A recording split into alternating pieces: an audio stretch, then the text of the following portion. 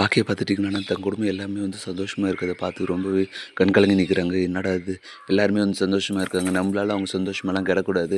எப்படியோ ஒண்ணு இனியாவுக்கு ஒரு நல்ல வாழ்க்கை அமைஞ்சா எனக்கு சந்தோஷம் தான். சுதாகருமே வந்துட்டு நான் நெனச்ச மாரி இல்ல. ரொம்ப நல்லவர் தான் போல. அவரு ஹேண்டில் பண்ண விதம் தான் வந்து தப்பா இருக்கே தவிர, மத்தபடி அவருமே வந்து ரொம்ப நல்லவங்க அப்படின்ற மாரி பாக்கியவே நம்புற அளவுக்கு பார்த்தீங்கன்னா, சுதாகர் வந்து ஆக்டிங்கில பக்காவா நடிக்கிறாரு. இப்படி நடிச்சு பார்த்தீங்கன்னா, எப்படியோ ஒண்ணு ரிசப்ஷன் நல்லபடியா முடிஞ்சது. மறுநாள் பார்த்தீங்கன்னா, கல்யாண நாளும் வருது. அன்னைக்கு பார்த்துட்டீங்கன்னா, டாக்குமெண்ட் வந்து புக் பண்ணி எழுதிடலாம் ஃபர்ஸ்ட்டே அப்படின்ற மாரி சொல்லிட்டு பார்த்தீங்கன்னா, டாக்குமெண்ட் எடுத்துட்டு வராங்க. இப்படி பார்த்தீங்கன்னா, டாக்குமெண்ட்ல சைன் போடுறதுக்கோசரம் சுதாகர் பார்த்தீங்கன்னா, சைன் போடுறாரு. பாக்கியாவ சைன் போட சொல்லும்போது பார்த்தீங்கன்னா, பாக்கியம் வந்துட்டு படிச்சு பார்க்காம எப்படி சைன் போடுறது அப்படின்னு சொல்லிட்டு பார்த்தீங்கன்னா, எழில கூப்பிட்டு படிக்க சொல்றாங்க. எழிலுமே வந்துட்டு டாக்குமெண்ட் எழுதிக்கிறத படிக்கிறாங்க. இத கேட்டோனே பாக்கியா பார்த்தீங்கன்னா, செம ஷாக்கிங்கா இருக்கு.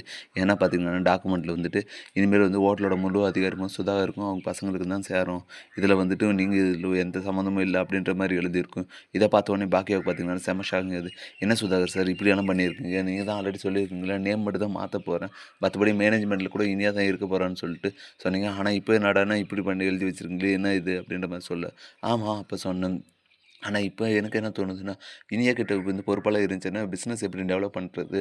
நாளைக்குள்ள வந்து பெருசா இந்த ரெஸ்டாரண்ட் வந்து பெரிய லெவலுக்கு கொண்டு போணும்னா, அதுக்கு இனி சம்மந்தம் இல்லாம நடக்காதுல்ல. எத்தன நாளைக்கு தான் உங்கள இது பண்றது? அதனால தான் இப்படி எழுதியிருக்கோம்.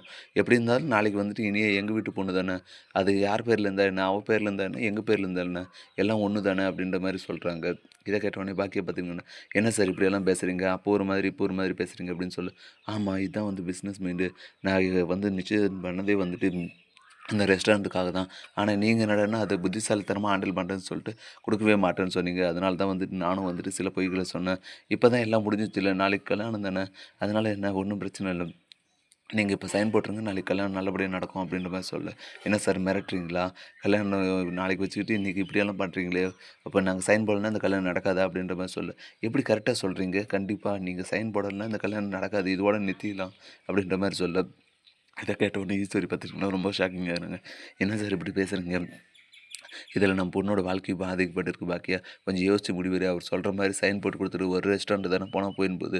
நம்ம இன்னும் இதே மாரி இன்னொரு 4, 5 ரெஸ்டாரண்ட் ஓப்பன் பண்ணிடலாம். நீ தயவு செஞ்சு எங்க பொண்ணோட வாழ்க்கையில விளையாடாத. தயவு செஞ்சு கல்யாணம் பண்ணி குடுத்துரு அப்படின்ற மாரி சொல்லி பார்த்தீங்கன்னா, ஈஸ்வரியுமே அழுறாங்க. இப்படி தான் வரப்போற எபிசோட் வந்து போப்போது. அடுத்து என்னலாம் இன்ட்ரெஸ்டிங்கா நடக்க போகுதுன்றத நான் பொறுத்து வந்து தான் பார்க்கணும். மேலும் இது போன்ற அப்டேட்ஸ் தெரிந்து கொள்ள மறக்காம நம்ம சேனல சப்ஸ்கிரைப் பண்ணிருங்க. கூட பெல் பட்டன் அழுத்துங்க. அப்பதான் நான் போடுற ஒவ்வொரு வீடியோ உங்களுக்கு நோட்டிஃபிகேஷன் வரும். Thank you.